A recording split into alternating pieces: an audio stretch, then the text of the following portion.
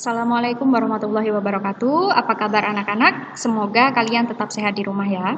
Hari ini kita akan melanjutkan materi kimia bab reduksi oksidasi. Sebelum kita membahas lebih lanjut, tahukah kalian kalau kalian mengupas buah apel, jika dibiarkan terlalu lama, maka warnanya akan berubah. Kira-kira kenapa ya? Ini karena adanya suatu reaksi yang dinamakan reaksi reduksi oksidasi atau biasa kita singkat dengan redoks. Lalu apa redoks itu? Untuk reaksi redoks ini sudah dikembangkan. Jadi ada 3 teori tentang reaksi redoks, akan kita bahas satu persatu. Yang pertama, menurut pengikatan dan pelepasan oksigen. Yang kedua, pengikatan dan pelepasan elektron. Dan yang ketiga, perubahan bilangan oksidasi atau biasa kita singkat dengan biloks. Kita bahas satu persatu. Untuk yang pertama, konsep redoks berdasarkan pengikatan dan pelepasan oksigen. Jadi yang dimaksud dengan reaksi oksidasi adalah ketika suatu unsur menerima oksigen. Dan yang menerima oksigen atau yang mengalami oksidasi kita sebut sebagai reduktor. Jadi kebalikannya, kalau yang mengalami oksidasi maka disebut reduktor. Untuk reduksi itu yang melepaskan oksigen. Yang mengalami reduksi berarti kebalikannya, disebut sebagai oksidator. Contohnya sebagai berikut. Misal ada suatu reaksi seperti ini, Zn ditambah CuO menjadi ZnO ditambah Cu. Untuk Zn di sini bisa dilihat bahwa berubah dari Zn menjadi ZnO. Berubah menjadi ZnO berarti dia menerima oksigen. Sesuai dengan pengertian yang di awal tadi, apabila menerima oksigen berarti dia mengalami oksidasi. Dan yang mengalami oksidasi berarti berperan sebagai reduktor. Untuk CuO di sini dari CuO menjadi Cu, berarti dia melepaskan oksigen, melepaskan unsur O. Maka CuO mengalami reduksi dan berperan sebagai oksidator. Untuk konsep yang kedua, berdasarkan pengikatan dan pelepasan elektron. Elektron seperti yang sudah dibahas sebelumnya, elektron berarti muatannya negatif. Untuk oksidasi berarti dia melepaskan elektron dan yang mengalami berarti disebut reduktor. Untuk reduksi berarti mengikat elektron, yang mengalami disebut sebagai oksidator.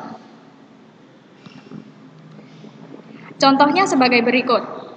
Jadi, apabila ada Zn ditambah dengan Cu2+, menjadi Zn2+ ditambah Cu, di sini Zn menjadi Zn2+, sebelumnya tidak bermuatan menjadi bermuatan positif. Berarti dia melepaskan muatan negatif atau melepaskan elektron. Sesuai dengan pengertian di awal, apabila mengalami pelepasan muatan negatif atau melepaskan elektron, berarti dia mengalami reaksi oksidasi dan berperan sebagai reduktor. Untuk Cu2+ menjadi Cu, di sini muatan awal positif menjadi tidak bermuatan. Berarti dia mengikat muatan negatif atau mengikat elektron. Yang mengikat elektron berarti mengalami reduksi dan berperan sebagai oksidator.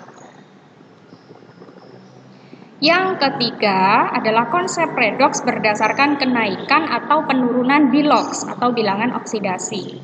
Untuk oksidasi berarti yang mengalami kenaikan biloks, untuk reduksi yang mengalami penurunan biloks.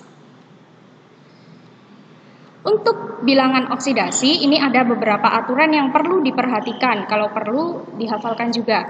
Jadi yang pertama, apabila ada unsur bebas, unsur yang tidak berpasangan atau berpasangan tetapi dengan unsur yang sejenis, maka biloksnya langsung sama dengan 0. Apabila unsur golongan 7A, ada FCl-BrIAT, dalam suatu senyawa, berarti dia bergabung dengan unsur lain membentuk senyawa, maka biloksnya sama dengan -1.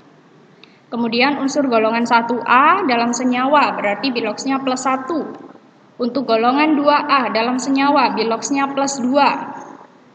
Kemudian untuk ion tunggal itu unsur yang memiliki muatan. Contohnya seperti Mg2+, maka biloksnya sama dengan muatannya, biloksnya +2. Untuk biloks H dalam senyawa umumnya +1, untuk biloks O dalam senyawa umumnya -2. Kemudian jumlah biloks unsur-unsur dalam satu senyawa harus sama dengan 0. Apabila senyawanya berbentuk ion poliatom, maka muatannya akan sama dengan biloksnya. Berikut adalah contoh untuk unsur bebas. Di sini ada Cu, ada H2. Cu di sini berarti unsurnya sendirian tidak berpasangan, berarti langsung 0. Untuk H2 di sini berpasangan tetapi dengan unsur sejenis, berarti sama. Biloksnya sama dengan 0. Kemudian untuk ion tunggal, di sini ada Cd pangkat 2+, berarti muatannya 2+. Biloksnya sama dengan muatan, berarti +2. Untuk Cl-, berarti muatannya -1, biloksnya sama dengan muatan -1. Untuk senyawa, di sini contohnya ada CH4. Jadi dari C dan H, ini yang diketahui di aturan adalah biloks milik H. Biloks H tadi seperti yang sudah ada di aturan, umumnya bernilai +1, berarti dituliskan H, biloksnya +1, karena di sini ada 4H, CH4, maka +1 dikalikan dengan jumlah H.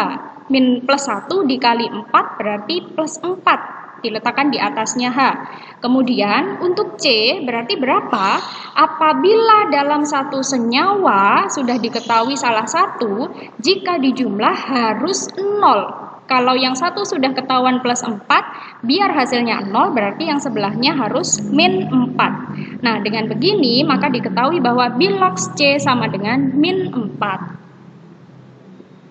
Untuk senyawa yang bermuatan, ini sama tetapi yang berbeda hanya jumlah dari muatan total. Jadi di sini ada Cr2O7 pangkat 2-, berarti nanti hasil akhir bukan harus sama dengan 0 tapi harus -2. Di sini dari Cr dan O yang diketahui adalah biloksnya O, umumnya -2. Berarti di sini -2 pertama, kemudian O-nya ada 7, berarti -2 dikalikan 7 sama dengan -14. Nah, kalau -14 biar hasilnya -2, berarti di sebelahnya harus ditambahkan 12. Berarti Cr2 nilainya +12. Karena Cr-nya ada 2, maka dibagi dengan 2, hasilnya menjadi +6. Sehingga diketahui biloks dari Cr sama dengan +6. Yang terakhir, ini adalah contoh penentuan reaksi redoks apabila dalam suatu reaksi seperti ini. Jadi ada Mg ditambah dengan 2HCl menjadi MgCl2 ditambah H2. Yang pertama harus dilakukan adalah menghitung biloks masing-masing unsur. Untuk Mg, unsur bebas, berarti langsung biloksnya 0. Kemudian ada MgCl2 yang diketahui Cl itu adalah -1, karena Cl-nya 2 berarti dikali 2, ditarik ke atas menjadi -2, biar hasilnya 0 berarti Mg harus +2.